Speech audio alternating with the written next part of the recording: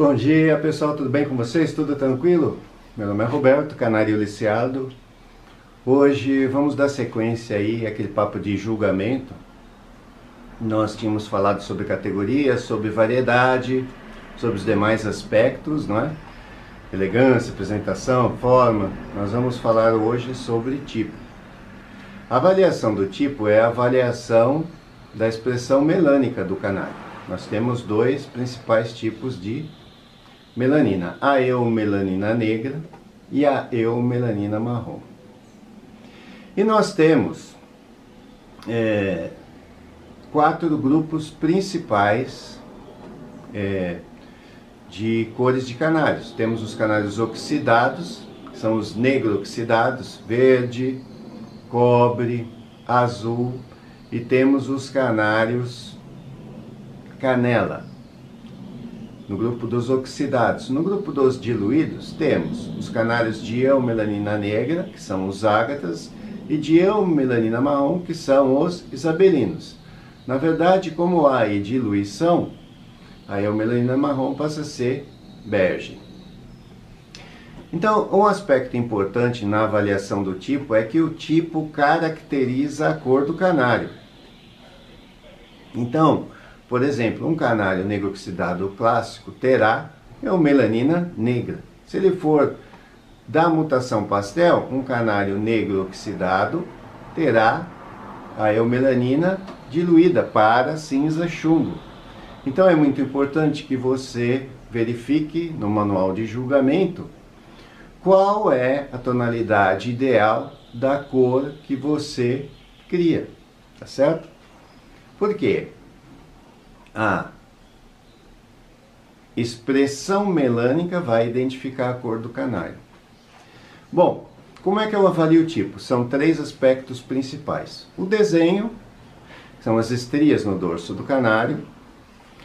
A envoltura, que é a expressão melânica do canário distribuída no corpo do canário, que não seja o desenho.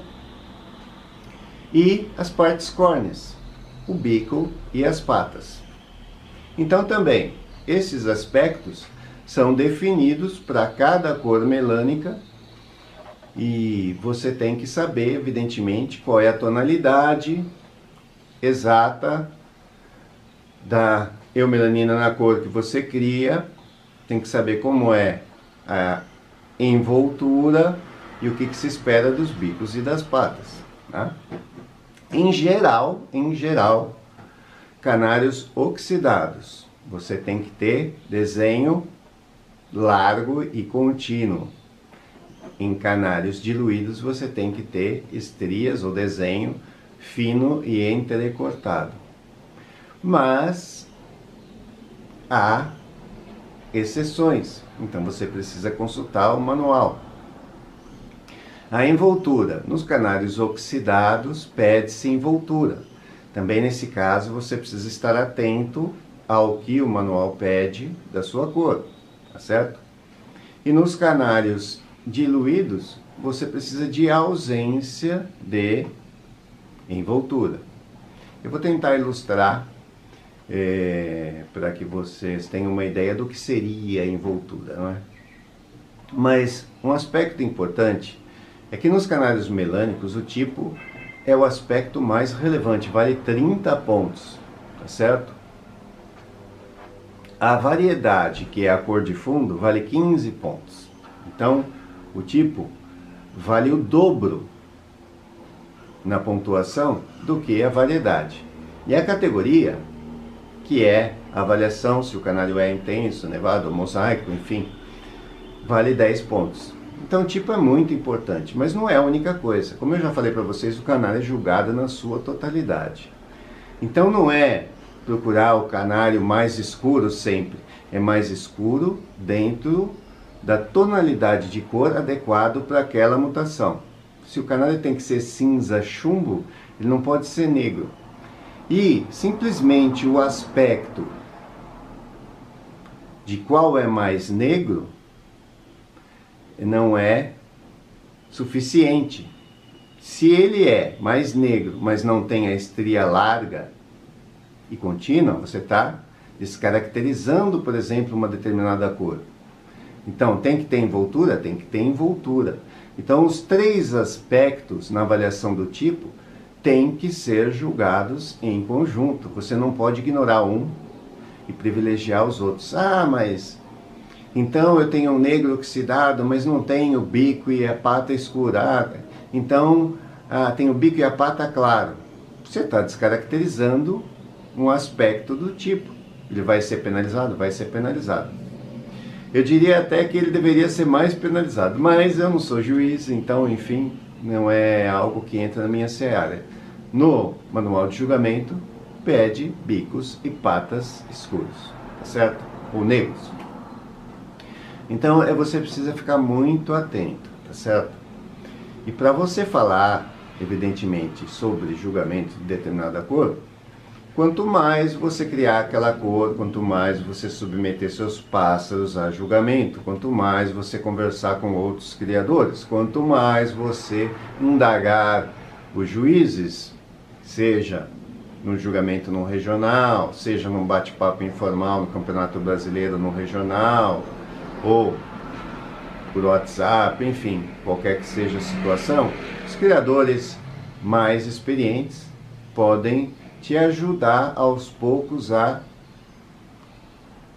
identificar a tonalidade ideal, o aspecto ideal da cor que você cria. Evidentemente que o melhor a fazer é visitar as exposições, visitar os criadores, principalmente no Campeonato Brasileiro, porque ali você já vê, por exemplo, exemplares que já foram julgados e que são os melhores exemplares apresentados naquele ano, e você pode ter uma boa ideia do que é esperado para a cor que você cria.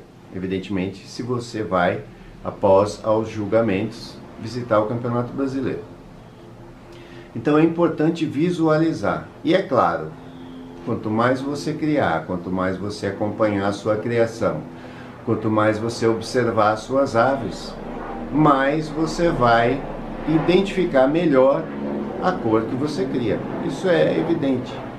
Não tem ninguém melhor que o próprio criador de uma cor para saber as nuances, para saber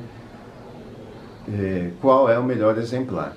Evidentemente que para isso você tem que ter um olhar distante, né? Porque existe um aspecto que é sempre a gente achar o nosso pássaro lindo e maravilhoso. Então, isso qualquer um pode dizer das suas aves. Evidentemente que, sem a devida experiência, você acaba dizendo que aquela ave é maravilhosa e ela não é. Enfim, não existe ave perfeita, evidentemente que não existe, mas você tem que saber, evidentemente, o que é esperado do seu canário, tá certo? Bom, eu sei que fica um pouco difícil separar ou tentar entender o julgamento por determinados aspectos, né? Quando se diz, eu tenho que ter um fundo luminoso, eu tenho que ter contraste, muitas vezes até a noção de contraste fica um pouco confusa para algumas pessoas. Eu vou tentar ilustrar aí no final com algumas fotos e para pelo menos que vocês entendam a diferença, o que vem a ser envoltura, o que vem a ser pedir um fundo luminoso, o que vem a ser pedir um canário limpo, enfim. Eu vou tentar ilustrar com algumas fotos para que vocês entendam esses conceitos. Então não vamos estar avaliando o canário em si, mas os conceitos. Acho que é isso. E sempre lembrando, o canário é julgado por comparação. Por comparação significa o quê? Que o juiz tem, evidentemente, nos campeonatos regionais, menos aves de determinadas cores, ou pode ter até simplesmente apenas o seu exemplar, se você não tem concorrentes no clube, e você inscreveu lá suas 2 aves, é só aquelas 2 aves que o juiz tem acesso. Se é uma cor não muito frequente nos julgamentos, já dificulta até para o próprio juiz ter a exata dimensão, a exata noção do ideal daquela cor, se faz tempo que ele não acompanha ou não vê, ou não visualiza canários daquela mutação. Já é mais complicado até para alguém experiente como um juiz. Então, no Campeonato Brasileiro, como há mais exemplares,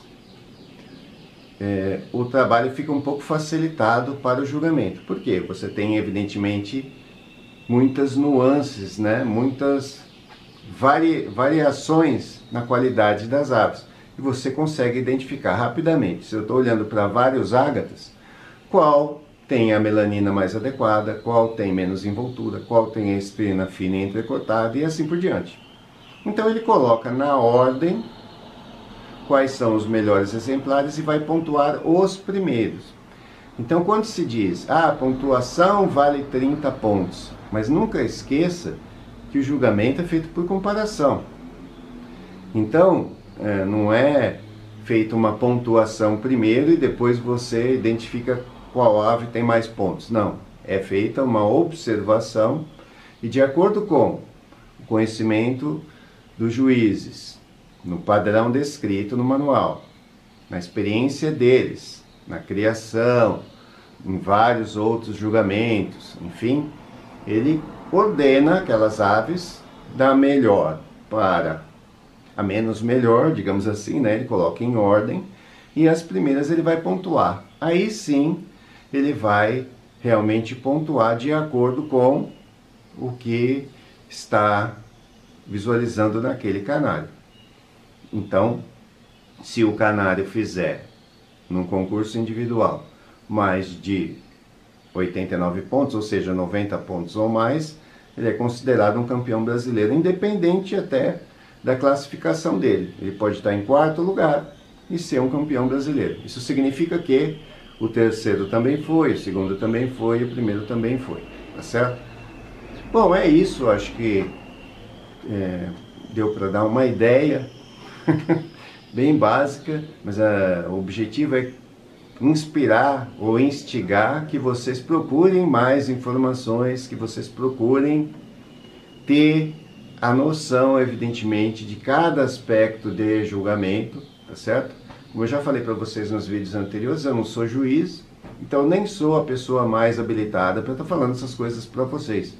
Mas, como me solicitaram aí para falar de diversas mutações, é importante que cada criador comece a buscar informações e buscar identificar nas suas aves se elas estão ou não adequadas ao padrão.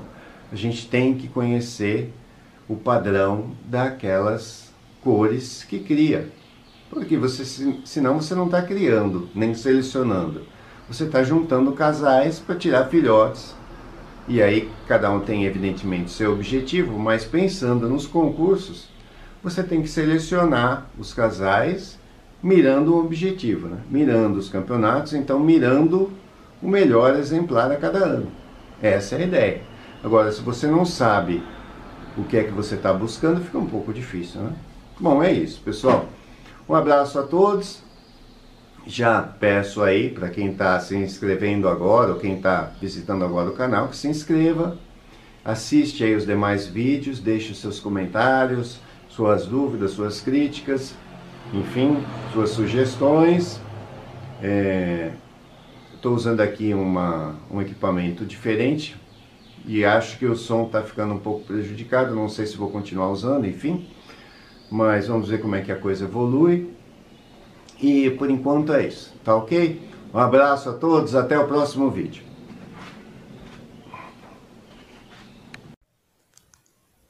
Bom, este é um canário cobre intenso de criação do Álvaro Blazina, que cedeu a imagem para o meu artigo de identificação das cores clássicas, que está lá no meu site. Então o canário cobre tem que ter o quê? Estrias largas, contínuas e envoltura.